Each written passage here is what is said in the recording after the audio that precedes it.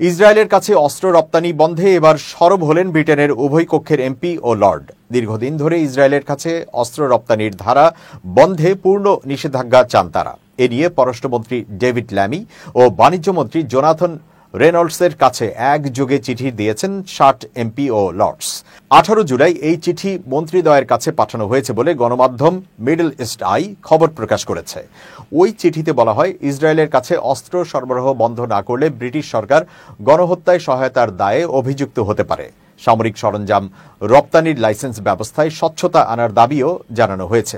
২০২৪ সালে ইসরায়েলে ব্রিটিশ অস্ত্র রপ্তানির তথ্য নিয়েও প্রশ্ন তোলা হয়েছে। এক্সপোর্ট কন্ট্রোল জয়েন্ট ইউনিটের তথ্য মতে সে বছর ১৪১.৬ মিলিয়ন পাউন্ড মূল্যের লাইসেন্স ইস্যু করা হয়েছে। এর অর্ধেকের বেশি সরাসরি ইসরায়েলে ব্যবহারের উদ্দেশ্যে ইস্যুকৃত বলে মনে করা হয়। চিঠির প্রেরকদের মতে, ইসরায়েল গাজায় যে যুদ্ধ বিমান ব্যবহার করছে তার ১৫% যন্ত্রাংশ ব্রিটেনের তৈরি।